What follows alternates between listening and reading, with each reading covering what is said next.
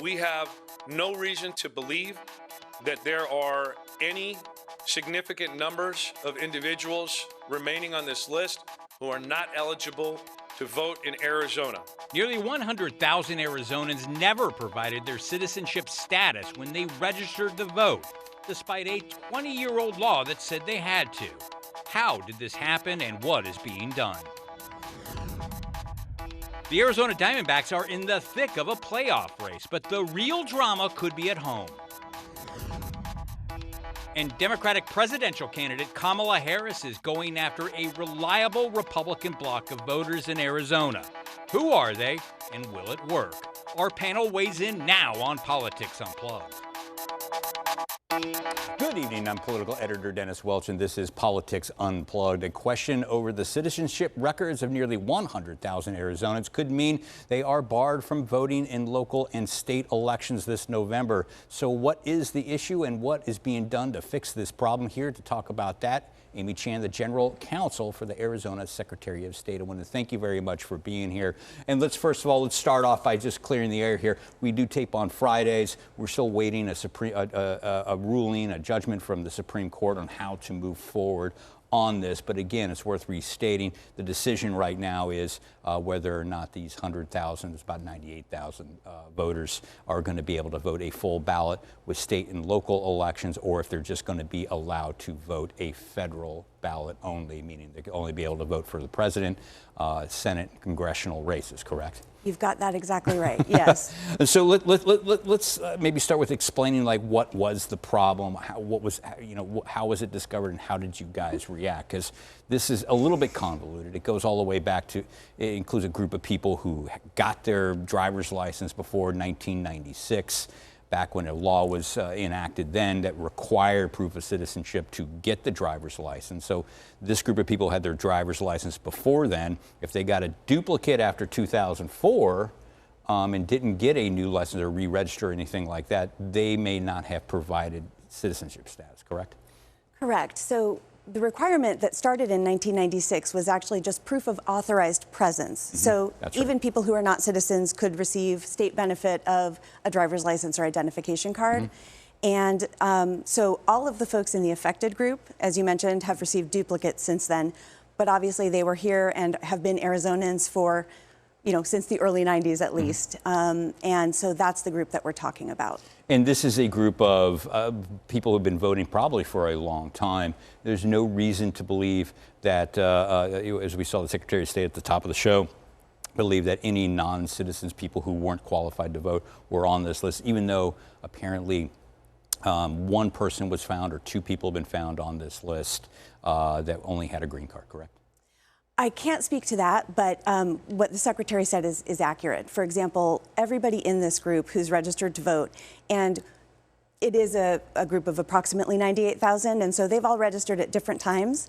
And this particular issue with the duplicate driver's license date has been ongoing for a couple of decades now. So it's an issue that is not new. It only came to our attention recently through the identification by the Maricopa County Recorder's Office. And what are the legal arguments that you were going through on deciding on how to move forward? Because the Secretary of State's office has filed a brief with the court laying out what he wants to see happen. It differs from what Maricopa County Recorder Stephen Richer wants. Richer wants this group of voters to only be able to vote in a federal-only ballot, but Mr. Fontes says no, they should be able to vote an entire ballot. So what is the legal analysis there? And I ask because in 2004, voters were very clear that they wanted proof of citizenship to vote in these state and local elections. And in fact, I believe it passed by 12 points, 44% back then. Okay, great question. So the legal issues are, as you've properly framed them, when it came to our attention, we recognized that over the past few decades, since this requirement to show citizenship came into being, these folks in this group should have provided documentary proof of citizenship. And frankly, many of them may have done that, but because of the duplicate driver's license issue, that's the automatic check that our statewide system does. And if that indicates citizenship, the election official isn't going to look at any additional citizenship documentation that was provided. So Recorder Richard's position, as you've stated, is that these folks should obtain only a federal-only ballot for this election. And the Secretary's position is that, look, they don't even know that they're in this situation potentially because they've provided everything. Everyone in this group has attested to being a U.S. citizen when they registered to vote and expect to receive a full ballot. And to change that at this very late date when we have early ballots, for example, our uniformed and overseas citizens are obtaining their ballots. They go out no later than this Saturday. So, and then early ballots go out October 9th. So we have a significant group of people, significant enough that we want to make sure they can maintain the status quo and address the issue of the documentary proof of citizenship after the election. And this may sound like, this may be a dumb question. I don't know. I'm not a legal expert, but is there anything even remote that's like legal precedence in something like this? Because again, that law is pretty clear and the voters were very clear in 2004. You had to prove citizenship. I would say there's no legal precedent for this. Arizona is unique in the nation with this very stringent requirement for proof of citizenship. We're the only state that requires it. We're the only state with this, what we call a bifurcated system, where if you do not provide proof of citizenship but would attest to being a U.S. citizen, all you get is a federal-only ballot. And it's important to keep in mind that in every other state, attesting to your U.S. citizenship is sufficient. Under penalty of perjury. Absolutely, correct. Yeah, I mean, so yeah, but otherwise they would, they would be allowed to. That's why you have the two different ideas, the two different proposals out there, because you couldn't disenfranchise them from the federal ballots because federal law is different than Arizona's. Absolutely. So they are all eligible, and as you stated, it's just a question of which ballot they'll get and at what point they may be asked for additional proof of citizenship. The current procedural posture at the Supreme Court is we have asked them to take the case. They have discretion whether to take it. And then if they do, which we hope they will, they'll be making the decision to provide clarity for everybody in Arizona going forward, again, for this election that is right on our doorstep at this point. Yeah, and I would imagine they may not want to waste much time in making this decision. And in fact, could be happening over the weekend. Again, we tape on Friday, so if people are watching this and a little bit confused, this is a little bit ahead of that. And another question I think on people's minds is how do they know if they're somebody who falls in this group and what's going to happen? That is a great question. So we're prepared for every eventuality depending on what the Supreme Court does. But in the event that these voters need notice immediately, we will make sure they get it. And we are working on ways to implement that very quickly. We have a lot of different options at our fingertips, but we are hopeful that we can maintain the status quo, and as we've asked the court to do, so that the voters in this group don't need to be concerned for this election. All right, you're going to have to wrap it up right there. Thank you very much for stopping by, explaining this very complicated issue, big issue here in Arizona. Thank you. And still ahead, the county's negotiations with the Diamondbacks over Chase Field don't seem to be going so well. So what's the future of the team and the ballpark? That's next on Politics Unplugged.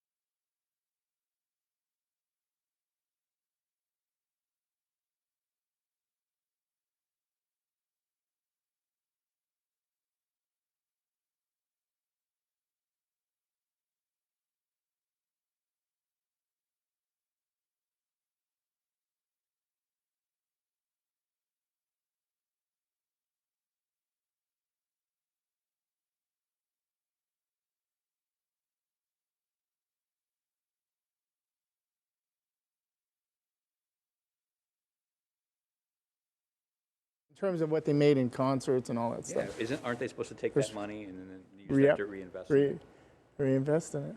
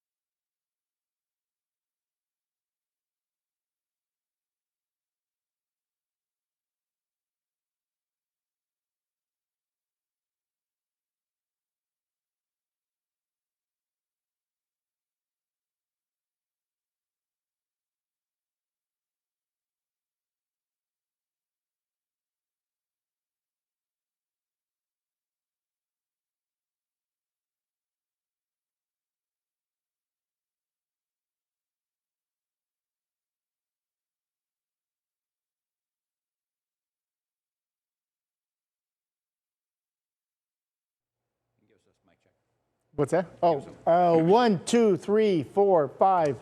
He endorsed Kerry Lake and Trump, I think, recently.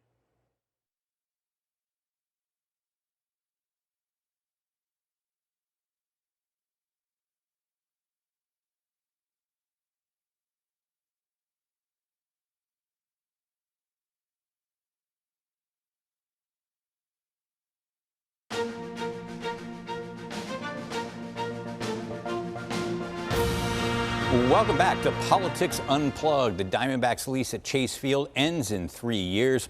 And as the team and the county discuss a new deal, things have gotten ugly, with the team calling the latest offer from the county extremely offensive. So are they going to reach a deal? Here to talk about that is County Supervisor Steve Gallardo. Thank you very much for being here.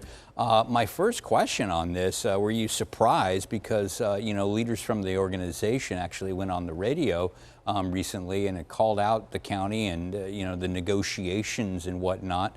Your reaction to that? First of all, I think everyone needs to kind of calm down. I think we've had great discussions with the actual team over the last few months. Little disappointed that we've gone public with this. I think we need to continue to talk. We need to continue to work together. We all want to keep the Diamondbacks in downtown Phoenix. We understand the importance of the D-backs being in downtown Phoenix. It complements what the city of Phoenix has done already with footprint. I think it's the right place, but I think we need to continue to talk. We need to continue to negotiate. And I think we've come to an actual agreement. I really do. That's my follow-up question. Is that, are you hopeful that this can be ironed out here before this lease expires? Oh, definitely. I think both sides. I think the team wants to stay in downtown Phoenix. We definitely want to keep them in downtown Phoenix. I think it's a big plus. We understand the importance. But yes, I think as we continue to move forward, I think we need to continue to talk. I think we need to continue to just work together. I don't think the team or the county is going to get everything they want. I think we'll meet in the middle, and I think it will be beneficial to not only the taxpayers but the valley. So from your understanding, what is the team asking from the county right now, and what are you guys willing to put up? I think the number of years in terms of the actual lease, I think that's one. I think definitely repairs. If you remember, in 2018, we did renegotiate the contract with the actual team. They wanted the ability to fix the stadium themselves. We turned them over quite a bit of money in order for them to continue to keep the upgrades to the stadium.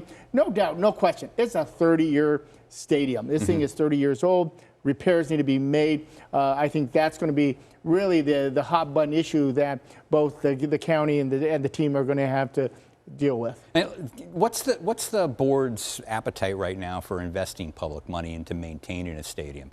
We've already seen in the very recent past that the appetite in the public here of spending money or even giving tax breaks for these types of professional sports stadiums, there is not much of an appetite for that anymore. Where's the board feeling on this? I think we all saw what happened to the Coyotes when they try to go out in Tempe. But I think it's something that a package or a deal that I believe taxpayers understand the benefits, not only to the valley, to them. I think that's something that needs to be worked on. Is it going to be a blank check? Definitely not. We know that. We know the public funding of stadiums.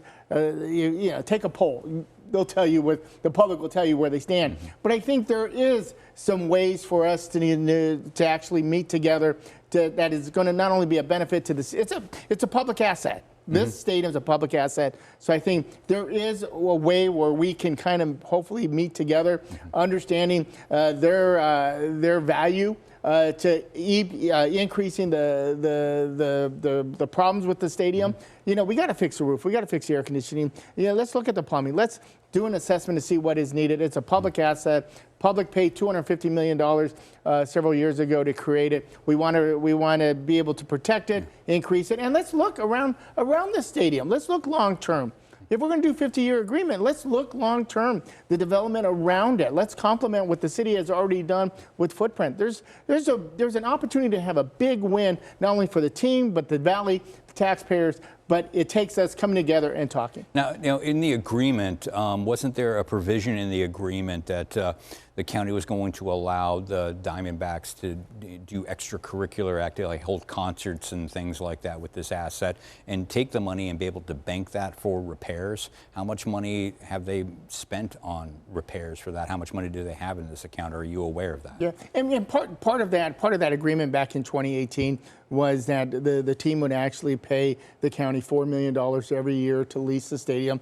That has returned. We returned that money right back to the team so they can actually do the upgrades to it or the repairs to it. The revenue from all the different concerts and other activities at the stadium goes directly to the team so they can, again, go ahead and manage and keep the upgrades. I think that's something that's part of the discussion. You know, what has been taken care of since 2018? What are all the different repairs from 2018 to now? I think we need to have an assessment of the actual stadium. I hear it. We need the roof fix. We need the air conditioning fix. What else? I think a full assessment on what is needed on the stadium is yet to be done.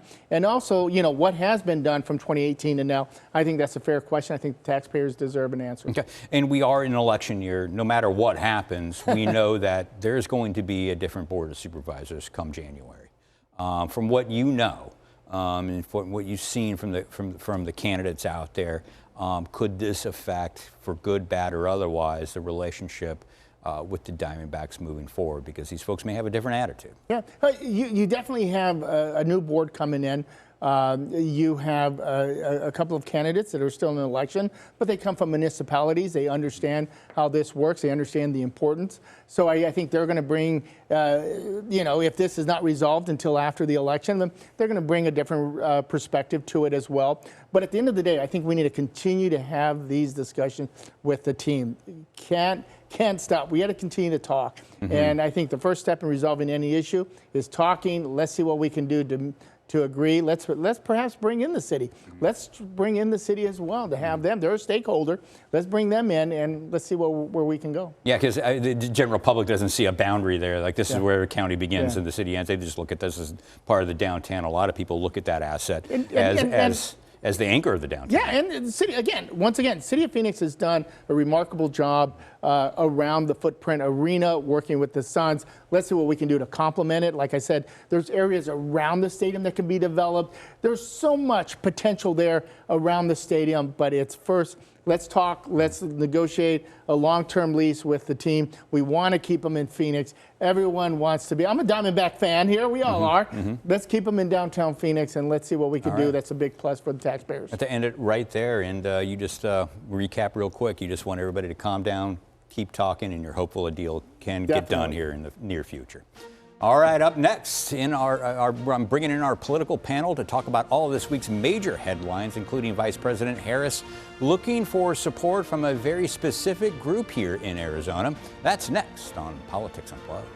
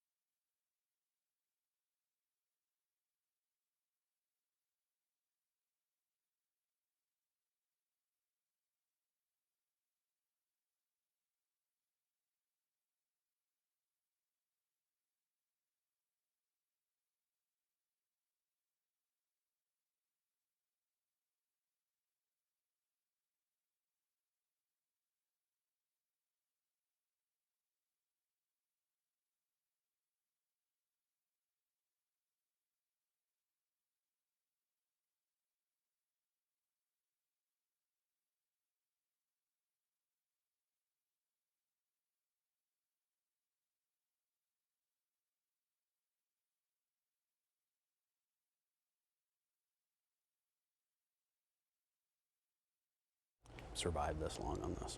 Give us a mic check. Mic check. Marcus Dellartino. 1, 2, 3, 4, 5, 6, 7, maybe 8. Me too. Mic check. Mic check. Hello. Do you want the box? Hello. Do you want the box? I have heels on today. Giant. Either way, whatever you want to do. If I want to stand on the box, I'm totally fine. That's up to you. Okay, let's Fine. do it. The all-natural segment.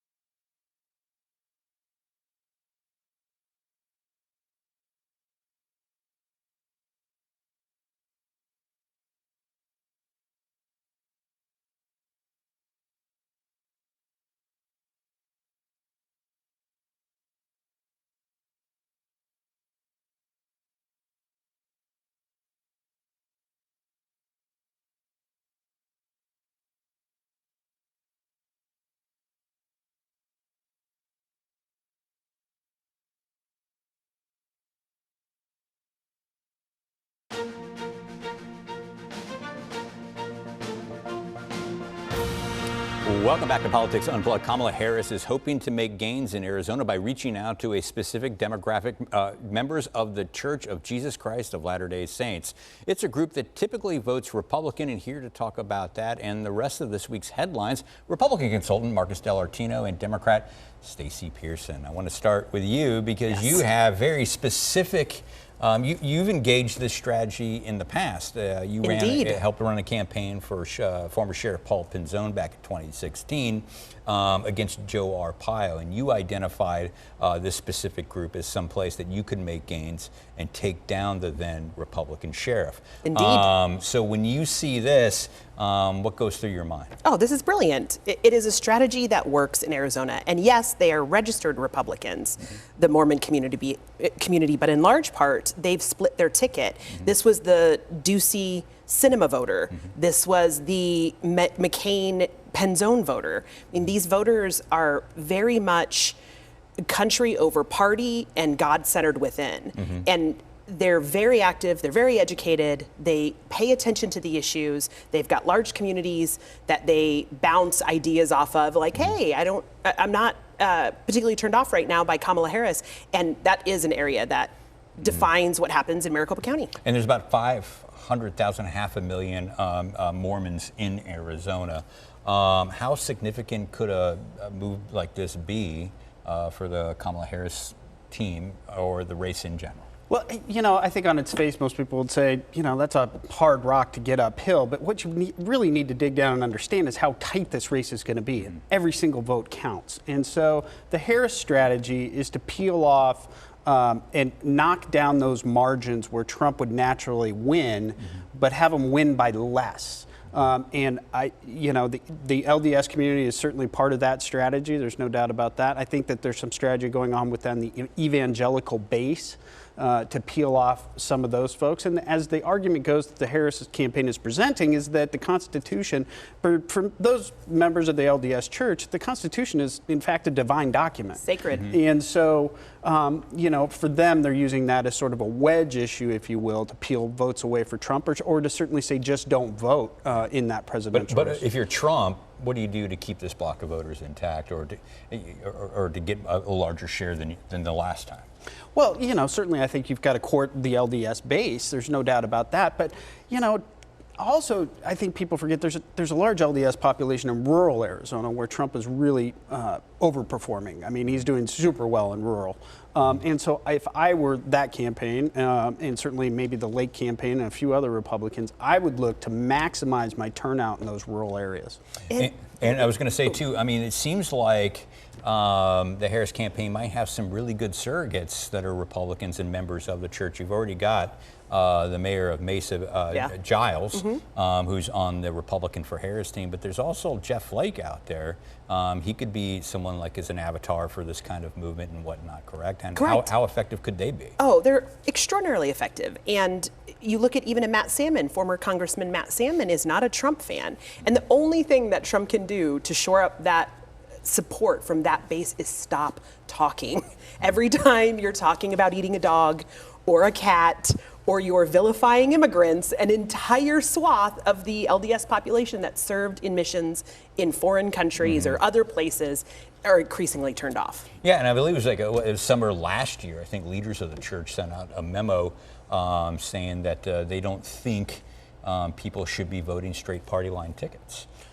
Yeah, and I think it's important to sort of note that in the context, I mean, the LDS Church does a lot of missions overseas into foreign countries, and certainly Mexico is a base of potential support for them that they are sending missionaries to. And so their immigration stance is probably a little bit more moderate than most people would assume. All right, but again, in races that are this close, you can make the argument every single block of voters is a significant block of voters. Absolutely. So, okay, let's move on now. Let's talk a little bit about this voting snafu that we learned about over this past week, the 97,000 people who may not have required proof of citizenship before while registering to vote and whatnot. What's this going to do for people's confidence in the election system, Marcus? Well, it's not super helpful. You know, I was like, when I first saw the breaking news, I was like, one more thing, we really did not need this And headache. again, to be clear, most of these people are probably legal. There's no reason to believe they're not disqualified from voting. Totally true. It's, you know, the headline looks bad, but I think the actual story is not all that big of a deal because I expect that almost 100% of these people are going to be United States citizens that are registered to vote and legally qualified to vote. But that's a lot of votes in some of these very tight, I'll just look at legislative races. Right. And there are a huge portion of these voters that are in that LD4, that are in that LD2, that are in some of these competitive districts and could potentially make a difference. Yeah, and what was your thoughts when you first started learning about this? I mean, because obviously Arizona's been ground zero for, election deniers and whatnot. And you see this piece to it, it's a little bit convoluted, but at the end of the day, it doesn't look like, there are any large amounts of people who are voting who shouldn't be voting. It was just it's a majority glitch. Republican block of voters. Glitch. Yeah. Yeah, it's a majority Republican block of voters. And the fact that our elections officials both found the problem and let the public know there was a problem is a really good example of transparency. Yeah. The cynic in me thinks it's really funny that a voter ID law is disenfranchising Republicans. Well, speaking to the cynic then, what do you think about when you see the Republican Party come out and support Adrian Fontes, the Democrats' plan to let these folks vote the full ballot with the state and local races on it? This is the party that has been insistent upon providing proof of citizenship to vote. We're in an episode of Veep. I mean, this is like the scriptwriters could not have come up with this. It is that ridiculous to watch those guys who have been the ones trying to disenfranchise tribal voters and rural voters, for them to come all the way around and come back to, well, actually, they should vote. And I want to end with you and get your response on that. Why would the Republican Party take this position and side with Adrian Fontes, given the history of them demanding that proof of citizenship be? Well, I don't think that they're saying you don't have to provide proof of citizenship. I think that what they're saying is, in due time, you will have to do that. But we are way too close to the election to disenfranchise 100,000 voters. And oh, by the way, the majority of them are Republican. All right, that is all the time we have. Be sure to join us next week for more Politics Unplugged. Good night.